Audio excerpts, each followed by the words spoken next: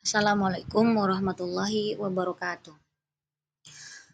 Baiklah, dalam kesempatan kali ini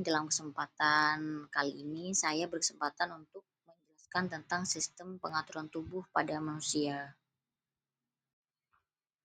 Pada kesempatan kali ini, saya akan membahas tentang pengaturan tubuh manusia. Nah, apa sih pengaturan tubuh manusia itu? Jadinya, manusia itu terbentuk oleh unit terkecil di dalam tubuh, namanya sel. Sel ini nanti akan membentuk yang namanya jaringan. Contoh, jaringan kulit, jaringan epitel, jaringan ikat, jaringan saraf, jaringan otot. Nah, itu namanya jaringan. Kemudian dari jaringan ini nanti akan membentuk yang namanya organ. Ada organ paru contohnya, ada organ lidah, ada organ pankreas, organ lambung, organ mata, itu namanya organ. Gabungan dari semua organ itu adalah dikatakan sistem organ. Contoh, sistem pencernaan. Jadi sistem pencernaan ini meliputi rongga mulut, kerongkongan, terus ada lambung, dari lambung ke usus halus, usus besar, rektum, dan anus. Itu namanya sistem organ.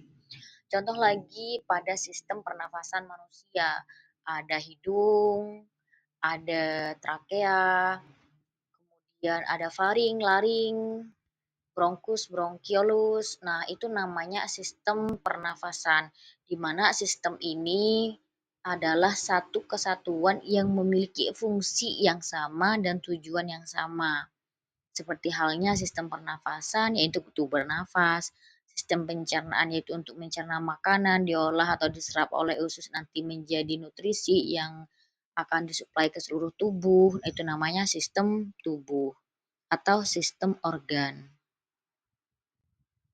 Nah, kita bahas dari sel dulu. Sel ini merupakan struktural dan fungsional terkecil dari tubuh yang dapat memperbanyak diri. Jadi artinya segala apapun manusia, maka sel ini akan tetap semangat untuk memperbanyak diri. Akan tetap semangat memperbaharui atau mengganti sel-sel yang sudah rusak di dalam tubuh. Sedangkan tubuh manusia mengandung 100 triliun sel. Bisa kita bayangkan ya seberapa banyak sel di dalam tubuh kita. Jadi kalau sel sudah semangat untuk memperbanyak diri, maka perlu banget ya manusianya juga harus semangat membantu sel agar selnya semakin sehat. Selanjutnya sel ini dibagi menjadi 3 komponen. Ada dasar sel, ada nukleus, ada membran sel, dan sitoplasma. Jadi 3 komponen dasar sel ini ada 3 ya, ada nukleus atau kita sebutnya dengan inti sel, atau ada membran sel dan sitoplasma. Nukleus, jadi nukleus ini merupakan salah satu komponen dasar sel. Nukleus ini merupakan inti sel, jadi dia sebagai pengendali kerja sel. DNA dan RNA merupakan substansi yang terdapat dalam nukleus. Jadi kalau ingin tahu DNA dan RNA itu ada di mana, berarti dia ada di dalam nukleus.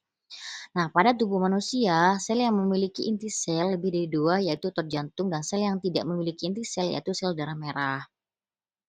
Artinya, pada tubuh manusia, sel ini kan memiliki inti sel.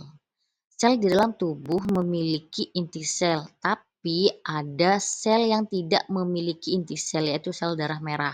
Karena kenapa sih kok sel darah merah tidak memiliki inti sel? Karena sel darah merah ini memberikan ruang yang banyak kepada hemoglobin agar dia bisa mengangkut oksigen ke